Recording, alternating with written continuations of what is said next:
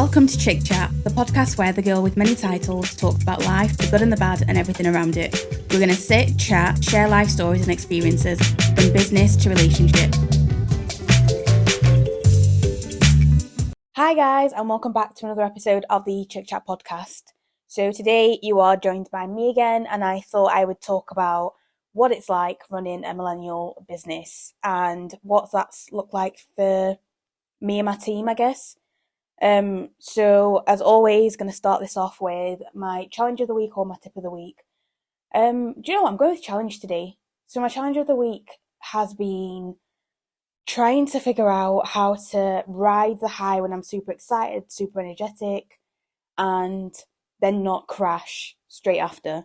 And I'm not quite getting that yet, that balance. I'm not quite there yet, but yeah, work in progress is what it is. But I suppose actually, even from that, my tip then would be, so what I'm trying to do at the moment is just be kinder to myself. So whenever I feel like things just don't seem to go in the way that I want them to go, or I don't have the energy that I want to have, I give myself a little bit of a break and a little bit of time just to recuperate. And then I break down my goals into little tasks and then just try a little bit to see what happens, because I realise that I always get stuff done. It just doesn't always matter what order it's done in. So I just need to work out really what the priority is, and that's again something else that I'm working on. So yeah, that's an easy one. Get straight into it. Right, so what's it like running a millennial business? Now the reason I'm saying, like, I'm a millennial, and the reason that I chose this topic was because I've written about it in the past on the blog when I launched my baking mixes Nina, which I can't even say now. And even recently, especially on TikTok, I'm probably showing up a lot more on TikTok than I am anywhere else, but I get asked quite a lot what it's like to run a business that's basically my own making. And I think that's a really weird thing to think about, because ultimately I am so in control, but when you're brought up to believe that the world is 9 to 5, I think even subconsciously I always make decisions based on the fact that I think that I'm making a decision that's based on me and the team and what's best for us, but actually I'm looking at it, I'm coming to it from the point of view of maybe potentially what clients would expect, what other people would expect, and that's not always what I would like to do. So to give you an example, all of my team, we're all freelancers, we're all nomads. And at the moment we're all women, but within the team of women, sometimes we'll get people that come in and help that are male, but it just happens to be that right now we're just all women. And yeah, how do you run a business as a nomad from anywhere in the world when everyone's in, I think we're in 3-4 different time zones at the moment, and that's when we're not traveling. So even that on its own brings its own challenges, but I guess that's where it's really exciting to build something that I suppose does look different. Because so when I was talking about my challenge of the week at the moment being that I get super excited and then crash, I tend to forget that I'm building a business on my own terms, and I've been doing, like, I've talked about this on the podcast about like my mindset and manifestation and all that. But within setting goals, I've been thinking a lot about what I want my life to look like, what I want my business to look like. And in terms of my life, I still want to be able to work from anywhere at any time. I'm recording this podcast again later than I'd like to do it, and not that it's work, but at the end of the day it's something that I've committed to, but I'm choosing to do this later on at night. If I wanted to stay up and work, I normally do like to work through the night, because that's what suits me as a person. I've talked about this before, that I am very much a night owl, have always been like that since I think it started when I was doing my A-levels. I'd go to bed at like 6 o'clock in the evening after I had my tea, wake up when everyone else was going to bed, and then just stay up. And at this point, there was a point where I'd stay up till like maybe 5-6 o'clock in the morning, go for a run, and then go to school or college, which is just wild to think about now, because now I think, like, what are the sorry, where would I even get the energy from? But yeah, I think even in the fact that I'm very aware of my mental health and my team's mental health. That plays a massive, massive part in how I have shaped the business, how I build the business, because ultimately I like to look at how I am as a person and go, well, if I'm feeling tired, lethargic, it could be little things like if I was on my period, I'm going to be more tired. If already my mental health's not great, then that's going to have a knock-on effect. But things that I suppose maybe in the 9 to 5 world, I think a lot of people talk about the awareness of mental health, but ultimately, does that really help within a workplace? And I've always been really lucky that anywhere that I worked that was 9 to 5, I end up getting on so well with my managers that they'd allow me to basically end up on flexi time, because I always believed like it just the construct of 9 to 5 never made sense to me, because sometimes I get work done in like half a day and I just sat there twiddling my thumbs waiting for decisions to be made, and that never made sense. So the fact that I can have something where I can work out that, okay, maybe like right now I'm looking at January next year going, I want to be able to take off most of January next year because just my body feels tired. It's like I suppose we're supposed to be hibernating right now. It's winter. Our bodies slow down. It's completely different to how it would be in the summer, but we expect our bodies to work completely the same. And then you've got challenges like your mental health, your body, just other things that come into play. And sometimes it'll be external factors that come into play that you don't even realize. And I think that's what is so special about like CF marketing, because, and this is also one of the reasons why I left the foodie businesses to one side, and that's Nina and Mostly Muffins. And I left them to one side because they're a passion, and I have always loved to bake. I love food. You can still see that on my social channels. Maybe not the baking as much, but like even today I was baking. And I very much feel like, again, to be in the position where you can look at like seasons and decide, do you know what, for next year I don't want to really work. Um, that means that I've got to maybe make sure that I've got a team that is very aware of what we're doing. We've got contracts and clients lined up to make sure that December going into January that everything's going to run smoothly. So there are other things I have to think about, but ultimately that's my choice. And to be in a position again where, and this is also what I find very interesting. So when also I worked like 9 to 5, I would always see areas where things could be more efficient, other things could be done, and obviously there was always like a chain of hierarchy.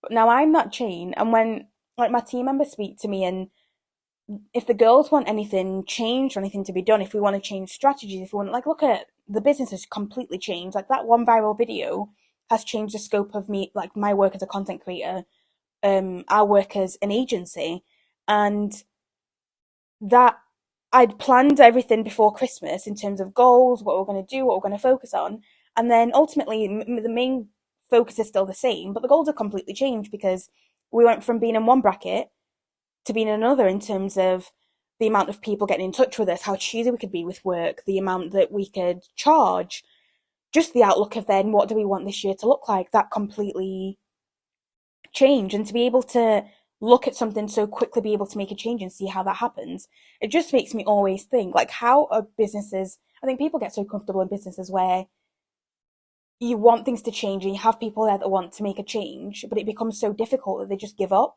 Whereas I suppose we're in that infancy stage where ultimately no one's going to be like that, because if we make a change, we benefit from it. If we don't make a change, we don't benefit from it.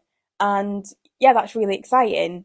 But I'm getting kind of to the middle of this. I don't want this to be too long of a podcast.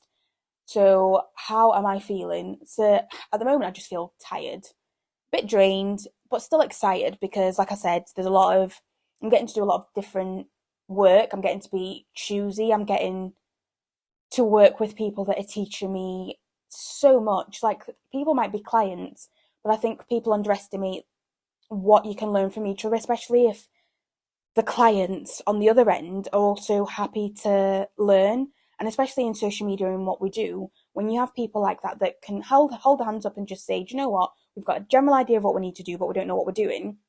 You work away, like that's really nice. So I think even where I'm maybe struggling a bit and I'm just not completely myself, that's really helping because, yeah, I think I'm just so hard on myself sometimes that I forget that I am juggling quite a lot and I'm trying to manage quite a lot.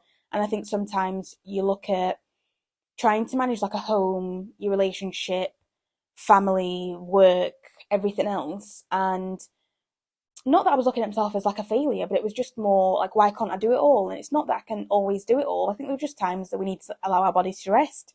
There are times we need to allow ourselves to just take a little bit of a chill, times where yes, you can be full force, but you can't be like that 100% of the time, and that's okay and that's normal. So I feel like I'm just preaching to myself here. Like this is literally what I've been saying to myself, that it's okay because like I'm not been sleeping well, and yeah, just ultimately not completely feeling myself, but I'm really okay in terms of where everything else just seems to be. Like it's not, it's making life and work easier, I guess. Yeah, that's what I'd say.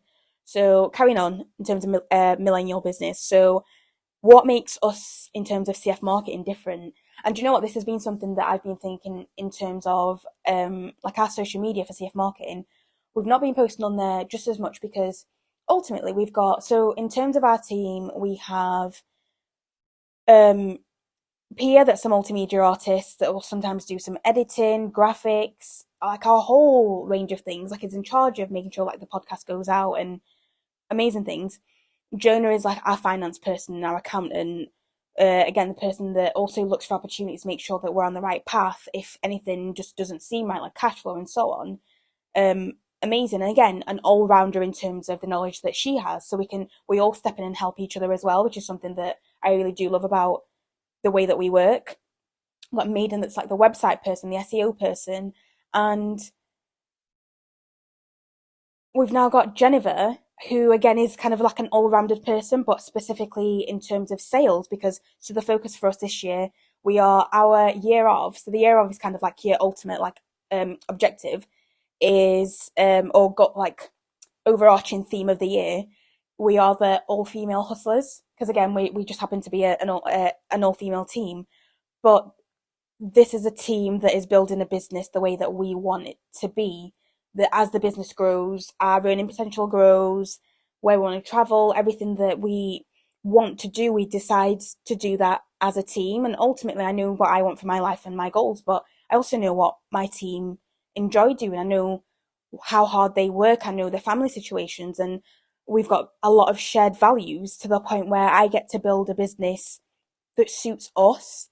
It's very much centered around us as people. And I think I love that the most because when I look at the support that I get from the team, and I think this is also why having a millennial business and the way that CF marketing is just so special because I have a team of women that just like at the moment I end up taking on too much in terms of the day-to-day running of the business and like the day-to-day work of the business. And although I absolutely love that we all can dip in and out and help each other with different tasks, whether it's editing, SEO, websites, bits of finance, looking for business, like all of that, it's like I enjoy doing that and I enjoy being in front of the camera. I enjoy creating content. So when I'm doing that and I'm enjoying doing that, I get myself a bit too much in the business and I'm not always great at delegating. And I think one of the things that I've been looking at in terms of CFM is how do I market the business so that it doesn't just look like we are a boutique agency, so we're smaller, but we've got a team of very skilled people behind us with such a wealth of knowledge and information. But my team don't really like being in front of the camera. Like if you scroll through Instagram, you'll see that there are videos of like us as a team introducing ourselves, but I don't get them to do things that they're uncomfortable with. I'll always push all of us to doing something that makes us uncomfortable because I think that's the only way that we learn what we really want to do and what we don't want to be doing.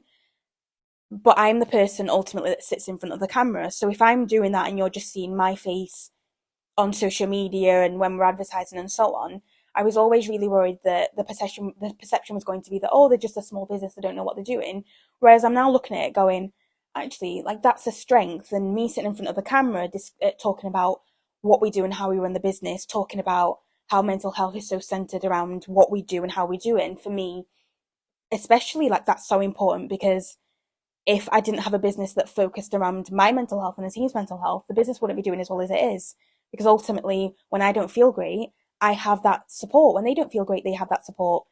And yeah, I'm just starting to realize that again, even where I thought I wasn't making decisions based on what the corporate world's supposed to look like, I still was. So yeah, I think it's going to be really interesting to sit down. So we're all sitting down as a team next week to kind of talk about like what do we think that the pages should look like, and messages should look like, how we sell should look like. Not a lot of it's going to change, but I think I just want to own more of the fact that I'm happy being the person that sits in front of the camera. I'm happy being the person that you see first. Because again, ultimately, if we're getting new clients, I'm the person that has the onboarding calls with them. I'm the person that deals with them mostly. It's only once in a while that sometimes, because like for example on Tuesdays I try to take a step out so that I can either try and have a day off or catch up on work. So we have specific clients that sometimes they'll deal with other members of the team, and that's been completely fine. But yeah, I think it's just, even like for me saying this and realizing, it's so interesting to see the one, we don't work 9 to 5, two, we're all nomads, three, we're all freelancers, four, we get to make snap decisions and we can change and try things and be creative. And I keep saying that, I keep sitting and laughing and going, I never thought that I was a creative person.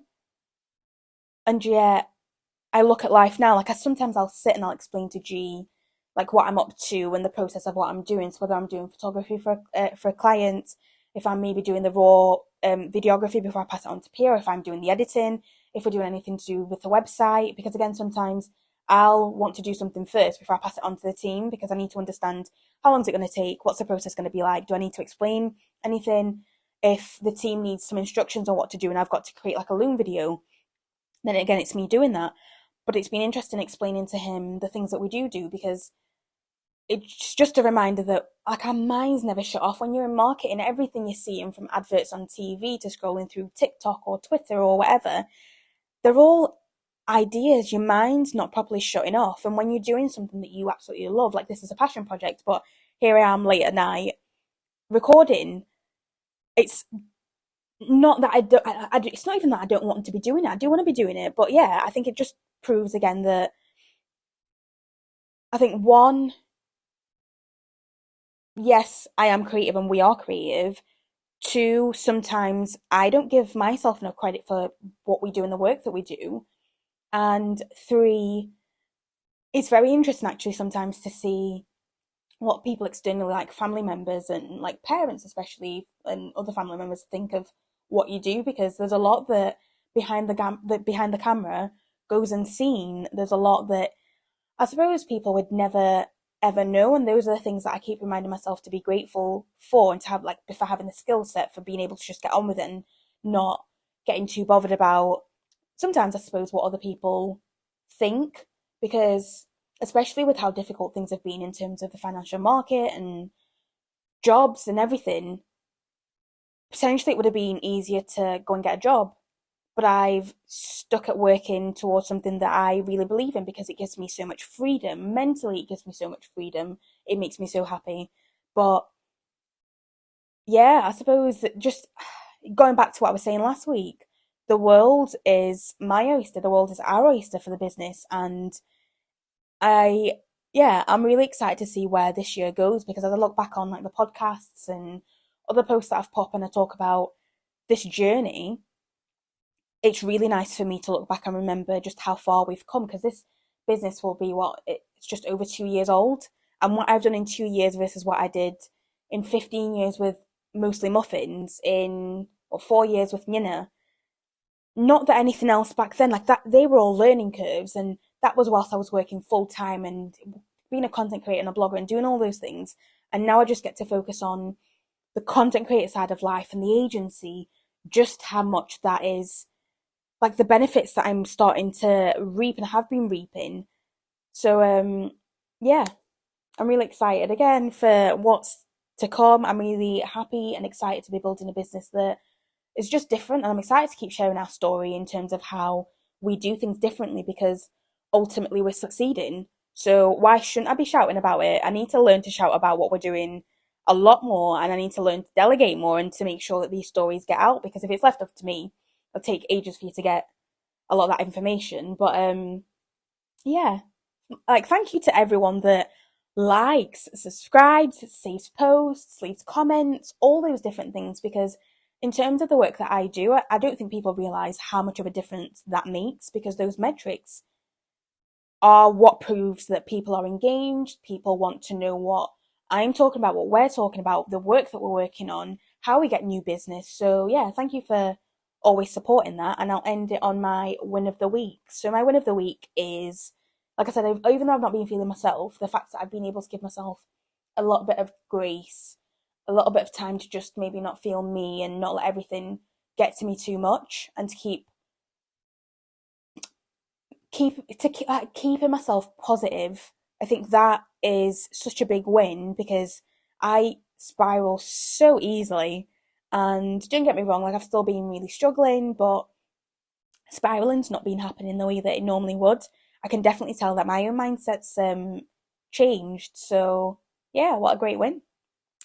Right, I'll leave you guys to it. Like I said, thank you always for all the support that you guys give CF marketing, that you give me, that you give everything, all my endeavors, because yeah, ultimately you've changed my life for the better. And I'm working on a job that didn't even exist a few years ago, which is wild. So yeah, thank you very much for tuning in, and I will see you guys next week.